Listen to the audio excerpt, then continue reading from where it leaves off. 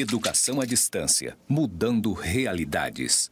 A pós-graduação em Gestão de Educação à Distância e o Grupo de Pesquisa em Educação à Distância do IFRO, Campus Porto Velho, Zona Norte, apresentam o programa Zona de Conexão. Entrevistas com professores, pesquisadores em EAD, trazendo seus mais recentes estudos. Nas terças-feiras, às 19 horas, com transmissão ao vivo no canal do YouTube. IFRO, Campus Porto Velho, Zona Norte, EAD. Assista e participe fazendo perguntas no chat.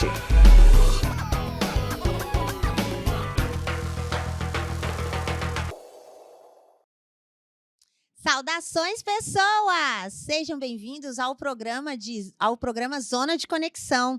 O programa de Zona de Conexão é uma ação da pós-graduação em Gestão e Educação à Distância e do Grupo de Pesquisa em Educação à Distância do IFRO, Campus Porto Velho, Zona Norte. E nós estamos começando a segunda temporada, ai que tudo!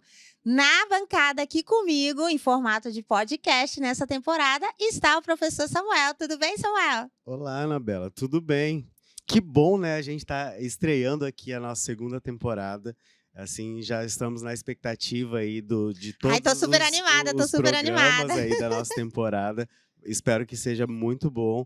E conto aí com a participação aí de toda a comunidade acadêmica, não só do IFRO, mas de todo o Brasil. Pois é, se você quiser participar, acesse o nosso chat aí, vocês podem fazer a pergunta, a gente responde aqui pelo chat. E hoje nós temos uma temática super, hiper, mega fantástica, muito crítica, precisa bastante leitura e, claro, a gente convida todos os acadêmicos, os curiosos de plantão, os cientistas a interagir aqui com a gente para discutirmos sobre perspectiva decolonial do ensino da sustentabilidade. E quem vai falar sobre isso com a gente é uma pessoa, olha, essa pessoa, eu vou contar um negócio para vocês, Samuel, vou te contar um negócio, porque, na verdade, esse programa, ele nasceu mais ou menos com essa pessoa, sabe? A gente estava conversando num evento científico, e aí, olha, por que a gente não faz um negócio assim de conversa, de bate-papo, tipo aquela aula que você gravou? E aí, não é que chegamos aqui? E que honra pra gente, né? Iniciar a segunda temporada com uma das pessoas que idealizaram aí o Zona de Conexão. Pois é, então eu vou aqui apresentar para vocês, acompanha na tela a nossa descrição, nossa tela super hiper interativa. Então, a gente vai conhecer hoje, adivinha, ele, a pessoa, Jonimar da Silva Souza. Ele é professor da área de matemática, aqui do Instituto Federal de Educação, Ciência e Tecnologia de Rondônia, e é doutorando em administração pela Universidade Federal do Paraná e mestre em administração. Seja bem-vindo, Jonimar. Muito obrigado, fazer essa honra de inaugurar essa segunda temporada, né? Muito prazer. Vamos conversar um pouquinho, né? Mais sobre ensino, sobre decolonialidade. Fico à disposição da comunidade acadêmica, no chat, para mandar as perguntas, a gente responder também. E vamos falar um pouquinho. Fico feliz e lisonjeado por inaugurar essa segunda temporada de vocês e as falas de vocês aqui nesse início. Bom, a gente vai começar com uma chamada, uma citação que você coloca lá no seu trabalho sobre decolonizar o currículo da sustentabilidade. E é do Fanon, meu corpo, sempre me faça um ser que questiona. Nossa, ai que profundo isso. A ciência tem a ver com isso, Jonimar? Sempre, né?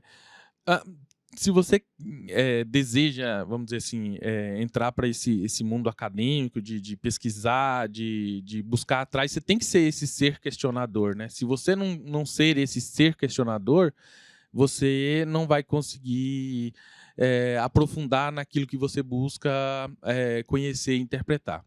E é esse de fazer sempre, né? Porque às vezes você pode acomodar com algo que você já tenha encontrado, alguma coisa nesse sentido. E aí fazer sempre esse ser questionador, de buscar sempre uma verdade, né? Essa verdade pode estar de diferentes olhares, mas que você questione, busque, critique, repense. É nesse sentido que eu trouxe essa frase de Fanon para o meu texto. O Fanon, então, é um dos teóricos que você está utilizando para aí analisar. Aliás, eu tenho várias perguntas para você, pessoal. A gente tem várias perguntas. Samuel, vamos fazer um monte de perguntas. Exatamente, eu já estava aqui pensando possíveis perguntas, aí pegando o gancho com a fala dele. Aliás, se vocês quiserem fazer as perguntas, o material está todo aí na descrição do nosso episódio. Você pode acessar o contato do professor. Então, acesse o material e aproveita e já faz as perguntas aqui. A pergunta que eu tenho, Jonimar, é a seguinte. Você é doutorando. E a temática do seu doutoramento é a mesma do seu mestrado ou o percurso mudou aí ao longo do caminho? Não, o percurso mudou um pouquinho, né? Eu tenho a formação, que eu me disse, como você mostrou, em matemática. E depois que eu terminei a matemática, entrei no IFRO como professor de matemática, mas eu fiz uma segunda graduação que foi administração pública, né? E aí eu me encantei um pouquinho com a administração pública após essa segunda graduação. E no meu mestrado, eu fiz um mestrado em administração, e aí eu fiz uma pesquisa que avaliou,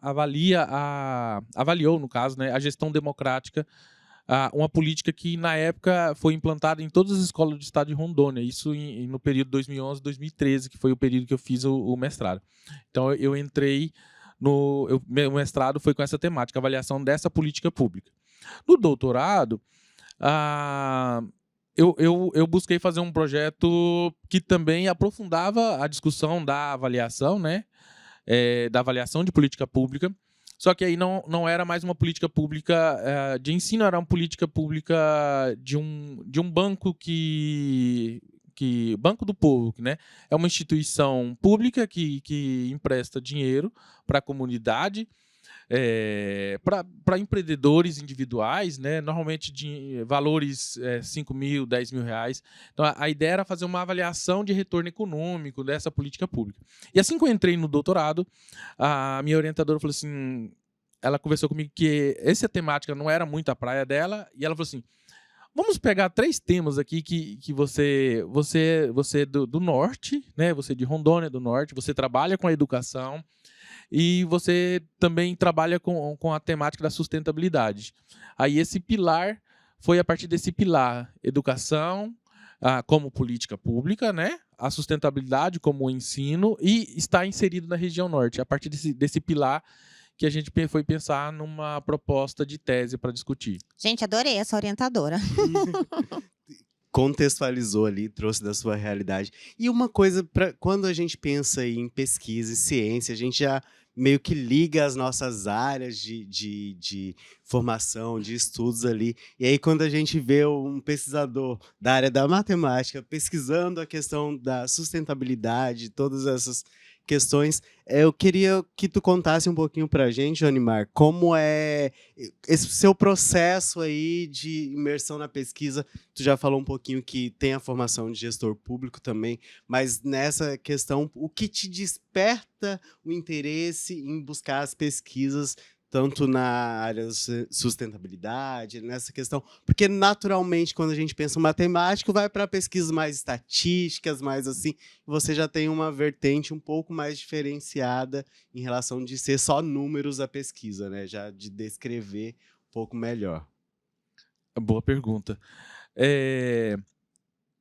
Eu não sei dizer assim, mas eu acho que aquela frase que a Ana lembrou, assim, eu acho que tá na pessoa, né, de buscar conhecimento. Eu acho que esse é o principal, assim, buscar conhecimento. E a partir do momento que eu comecei a estudar, por exemplo, a área da política pública, eu me interessei muito, e aí eu queria aprofundar esse conhecimento. Então eu queria saber quem eram os principais autores, os principais teóricos, as principais teorias, para saber conhecer aquilo e poder aplicar aquilo na minha prática na sala de aula, né? E aí você já veja que eu já estou fugindo bastante da matemática. E aí eu acabei fugindo bastante da matemática, porque essa segunda graduação, eu fui coordenador do curso de gestão pública, então eu fui muito para essa área da política pública. Então era mais nesse sentido, assim, de aprofundar o conhecimento teórico para poder colocar ele na prática. Então era esse o meu principal objetivo, assim. E aí a ideia de entrar num programa de doutorado é nesse sentido, entendeu? De aprofundamento teórico mesmo, de conhecimento para poder aplicar ele na minha prática, nas minhas pesquisas, nas minhas orientações.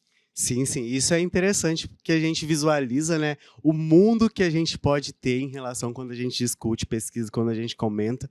E o programa Zona de Conexão tem esse propósito, né, de trazer a ciência, principalmente na área de ciências sociais aplicadas, aí para a gente discutir formas de pesquisar. Então aí a gente vai aprofundar um pouquinho agora, né, na pesquisa do Jonimar. Porque a gente quer saber, antes de tudo, a gente quer saber o que é decolonialidade, né?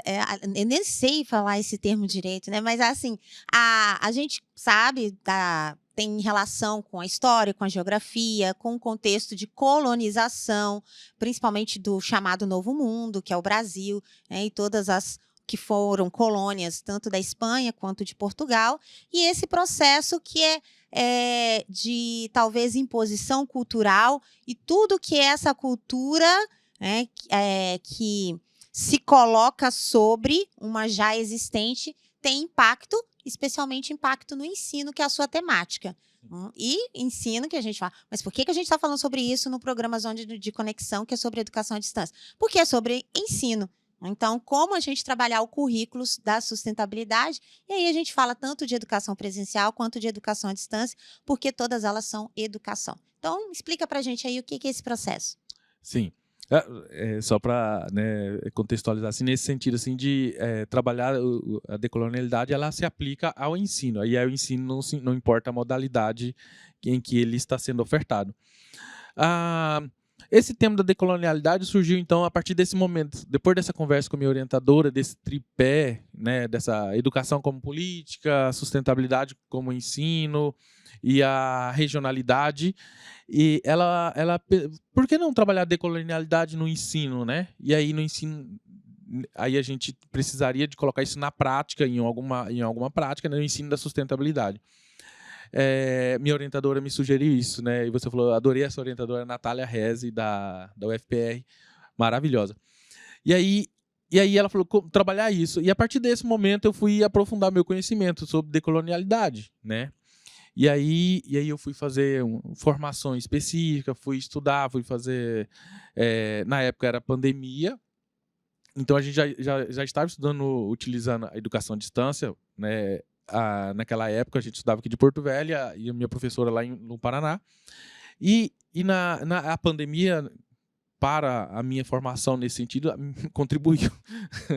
Porque eu pude estudar, por exemplo, na segunda-feira eu tinha aula da professora do Paraná e na quinta eu tinha aula da professora em Santa Catarina.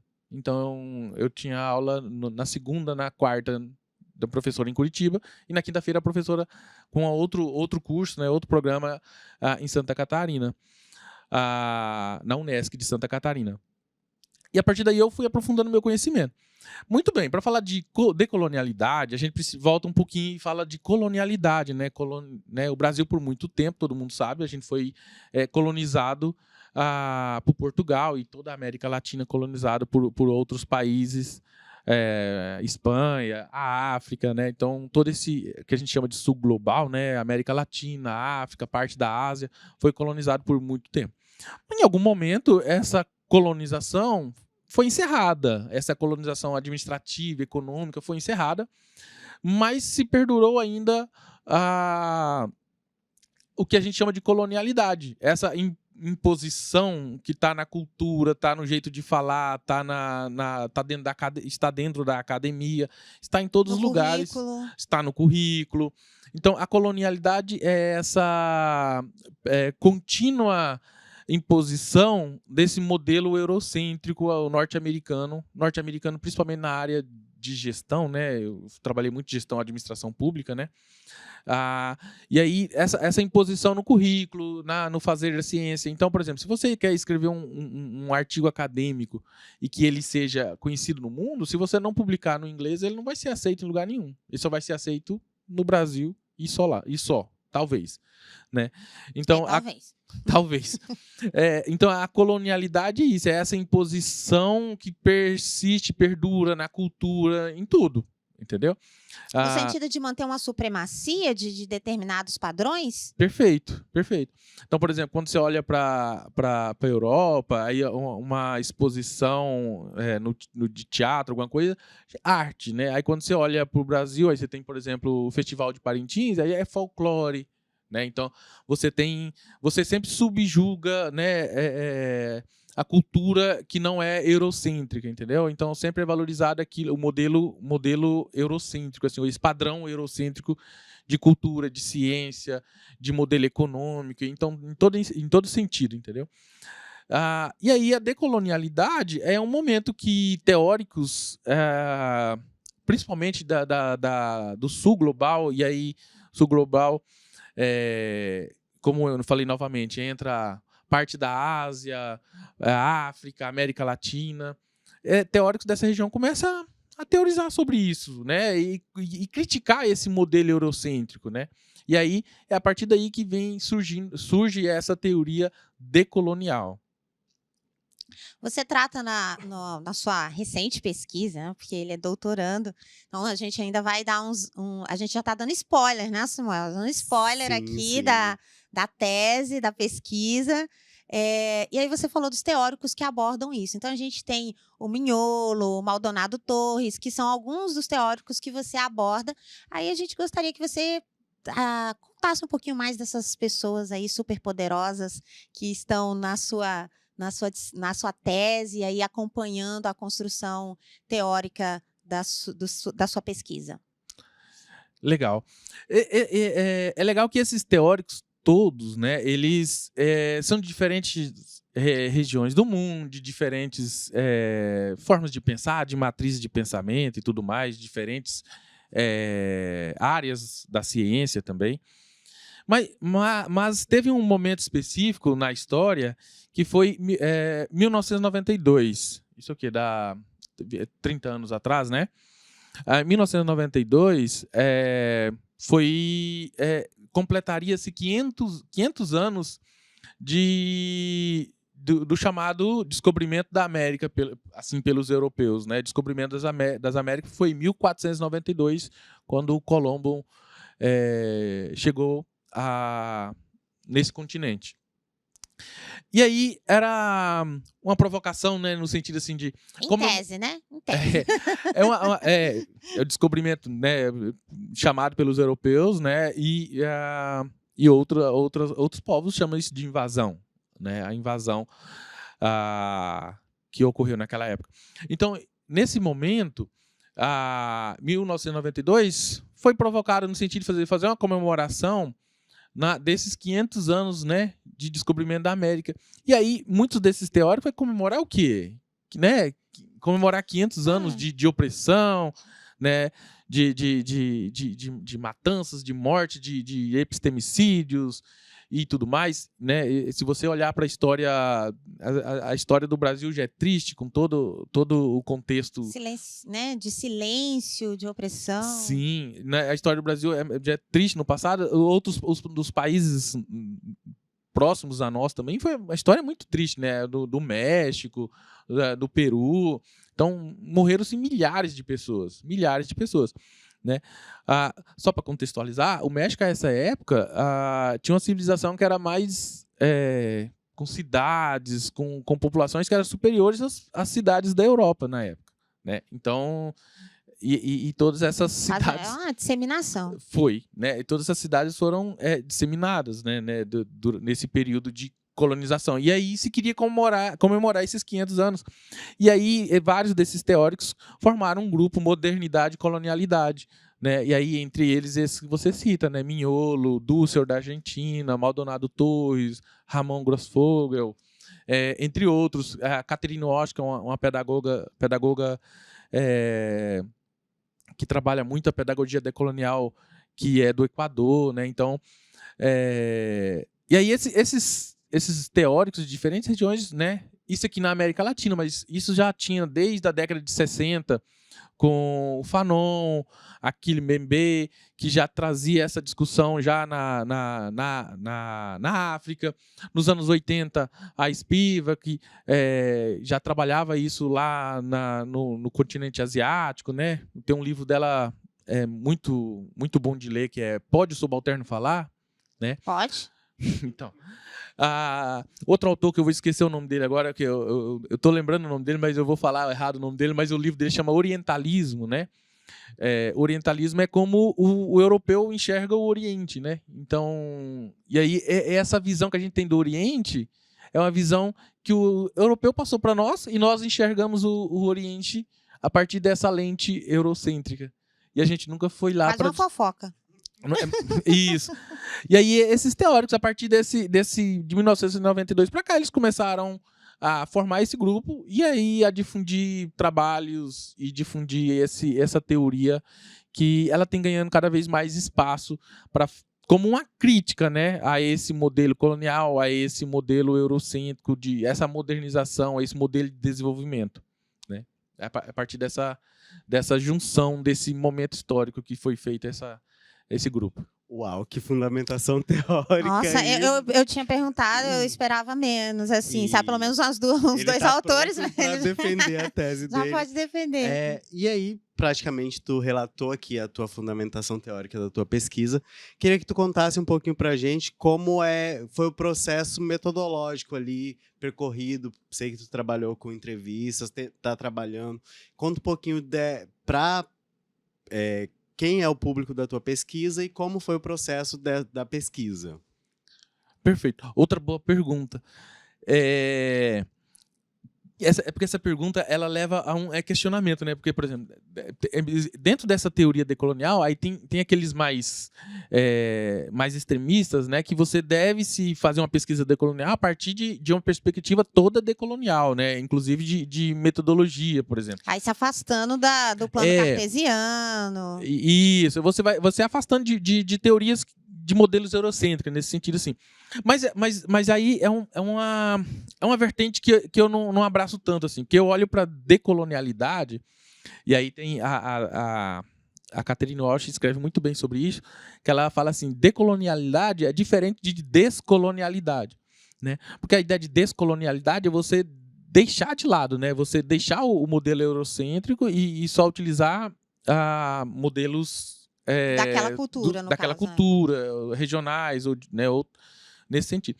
E aí, se você começa a fazer isso, você está na mesma lógica do opressor, do opressor.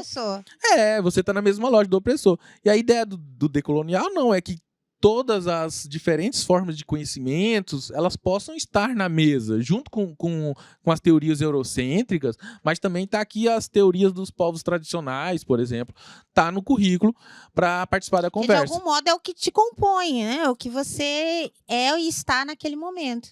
Porque se você olha para um objeto só a partir de uma lente, você não consegue enxergar aquele objeto pelo todo. Então você precisa de ter o máximo possível de olhares, né, para aquele objeto. Então, é você olhar para aquele objeto de diferentes olhares. Então, essa foi uma preocupação.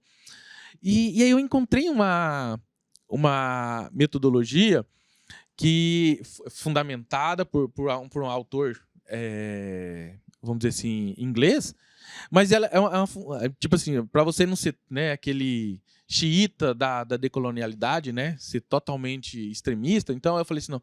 E aí é uma metodologia que a gente chama análise de discurso crítica, né? E aí a teoria da análise de discurso crítica, ela busca dar voz a esse subalterno mesmo. Essa é a ideia, tá lá no livro dele, né? A dar voz àquele que está oprimido, né? Nesse sentido. Então eu achei que casou perfeitamente trabalhar essa teoria, a análise de discurso crítica, com a teoria decolonial. Aí, a partir disso, eu vou analisar que discurso, né?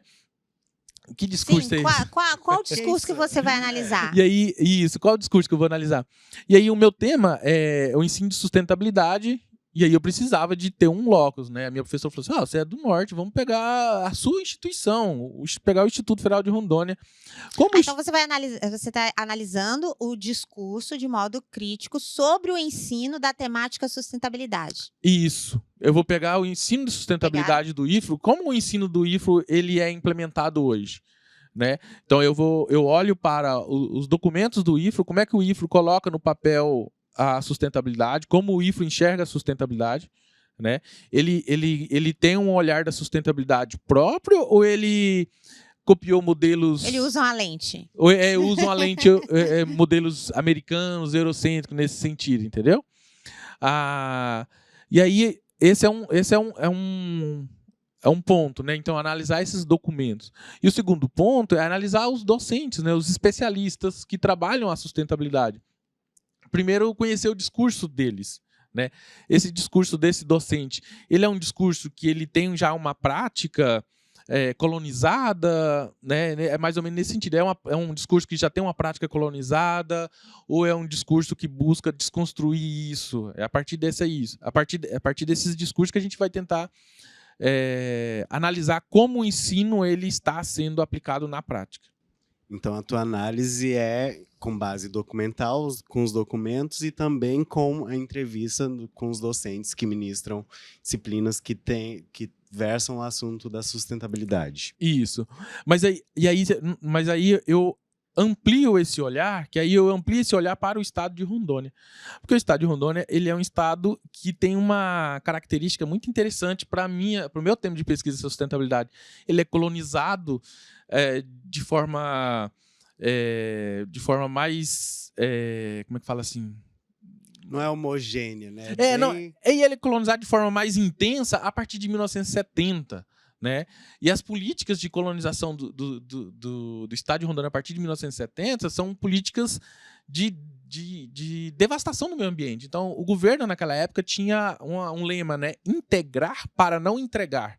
Então, ele buscava dar terras para as pessoas sem terras naquela época. Então, há muitos, né? E aí, meus pais vieram para cá nessa época, né? Eles vieram para receber uma terra. E o que eles tinham que fazer? Eles tinham que desmatar, explorar aquela terra, desenvolver. Então, a lente do desenvolvimento vem com a ideia da exploração. Da devastação da floresta. Da devastação, que é a mesma lente do capitalismo, que é a mesma lente do modelo eurocêntrico que chegou aqui em 1500, devastando as riquezas, levando as riquezas para lá. E a mesma lente era 1970, que chegava aqui, como é que vai se enriquecer? A partir da destruição da natureza, entre aspas, né? E a exploração dessa terra. E aí, por isso que olhar para Rondônia, nesse sentido, é um terceiro elemento interessante para a minha análise.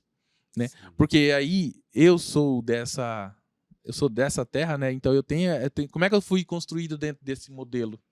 Né? Então, umas discussões bem legais que a gente está levando para a pesquisa. Com certeza, vocês ficaram curiosos? Então, coloca aí as perguntas no chat, a gente vai respondendo. E, claro, tem os links aí na descrição para que vocês possam acompanhar as pesquisas do Jonimar. A gente também vai colocar aqui algumas publicações que ele já fez, não necessariamente dessa temática, mas do seu percurso histórico enquanto professor, enquanto pesquisador, enquanto coordenação de grupo de pesquisa e de gestor de educação à distância. Agora, quase que para encerrar, né? Porque a gente já está acabando. A gente é só para deixar curioso, é só para deixar gostinho, né? Para ficar curioso, para poder ler. Quais são as primeiras percepções, os primeiros reconhecimentos, os primeiros olhares que você está construindo a respeito de você, então, enquanto pesquisador, nessa perspectiva e do currículo e sobre a sustentabilidade, de repente, uma prospecção, seria possível? Sim. Sim, dá para já começar a falar. Apesar que pequeno spoiler só. Apesar que nenhuma linha nenhuma linha do que eu falar de interpretação aqui tá no texto ainda, entendeu? Ai, não, então para tudo, gente. Olha, Inédito. é inédito, igual o nosso episódio, é inédito. Não, porque as entrevistas eu realizei agora, em setembro agora, em outubro agora, eu realizei. Então, por exemplo, semana passada eu terminei a última transcrição. Então, você fez essa transcrição, você foi revivendo toda aquela entrevista com um colega docente, né? Então, você acaba vendo muito aquilo, e aí ao fazer a transcrição, você já vai imaginando situações ali. Então, é nesse sentido que eu vou falar assim, às vezes, você tem alguma interpretação? Tenho, mas desse momento que eu ainda não coloquei isso no papel.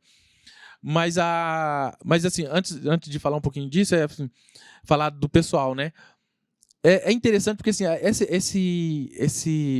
trabalhar com esse tema da decolonialidade permite que você comece a olhar para você assim. A primeira coisa é você tem que se... Como é que é a minha formação, né? Como é que foi a minha... Quem eu sou? Como é que foi a minha criação, né? Como é que foi a minha criação? Por exemplo, eu nasci... cresci na zona rural no município de Ouro Preto. Então, tipo assim, eu cresci na zona rural, eu cresci nesse contexto de olhar para isso. Só que eu não olhava para essa regionalidade a partir desse olhar que você só vai conseguir a partir do momento que você vai lá na teoria, começa a olhar uma teoria diferente que você nunca viu, e aí você começa a pensar, nossa, a minha realidade foi toda construída num modelo eurocêntrico. Eu morando aqui em Rondônia, isso não reflete em nada na realidade do meu dia a dia, né, nesse sentido. Então você acaba trazendo muito isso. E eu consigo lembrar de duas das entrevistas que eu fiz, que a pessoa começa a enxergar isso também, né? Que aí a pessoa, como é que ela vai trabalhar hoje sustentabilidade e pregar uma sustentabilidade? E ela falou assim, como é que eu vou pregar uma sustentabilidade? Eu fico até meio sem jeito, meio sem graça. Por quê? Porque para fazer minha faculdade, meu pai tinha os bois, né? E aí vendia os bois e eu consegui fazer minha faculdade. E agora eu tô aqui falando...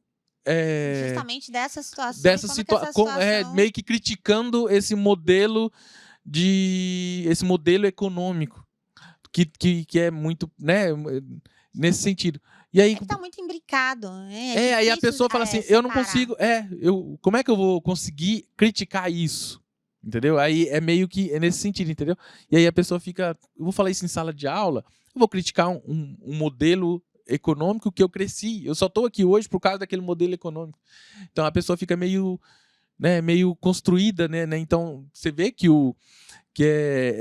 as práticas sociais já está embutida na sua forma de ver aquela realidade, mas ela consegue ainda sair daquelas práticas sociais para poder trazer um olhar diferente para essa análise.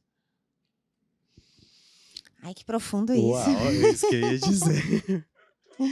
Bom, a gente vai apresentar aqui algumas das referências, algumas das produções do professor Junimar, para a gente já encerrar o episódio.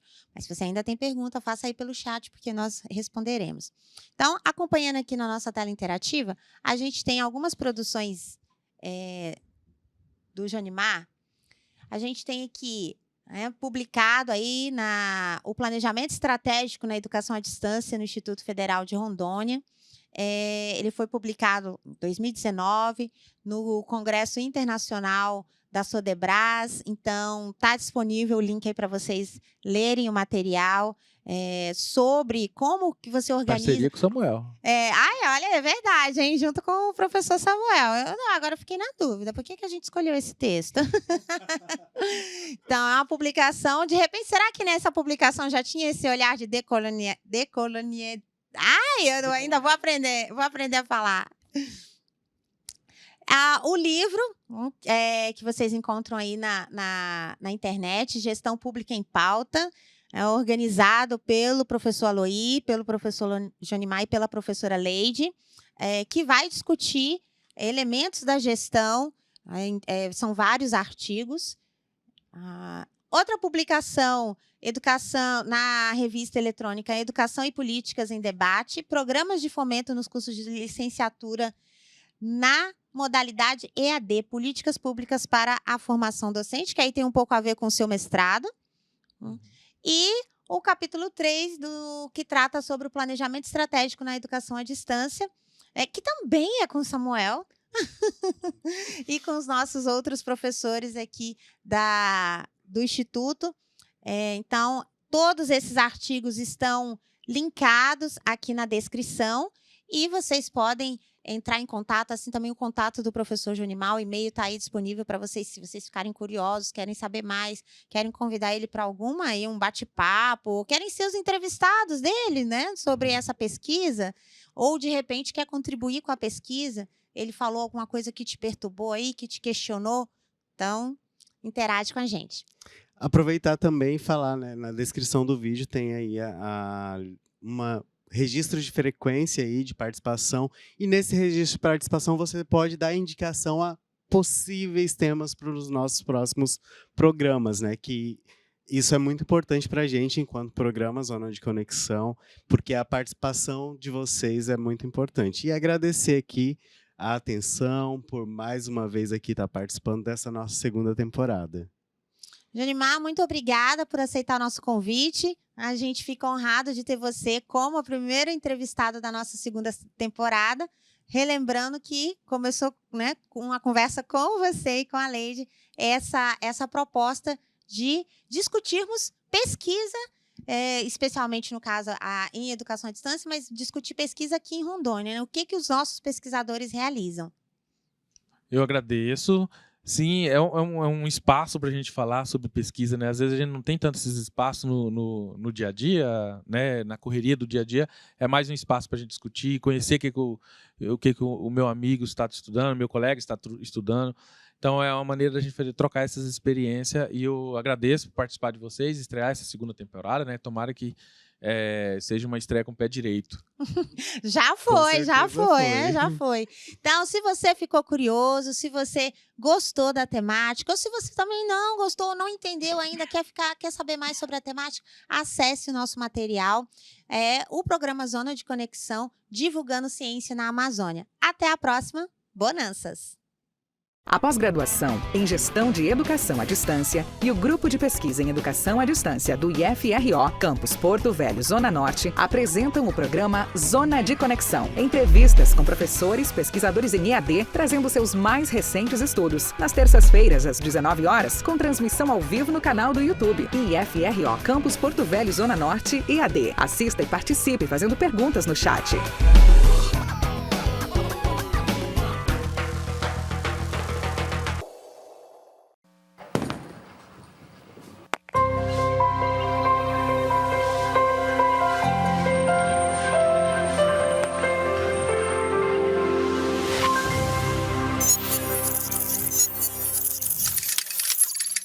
Educação à distância, mudando realidades.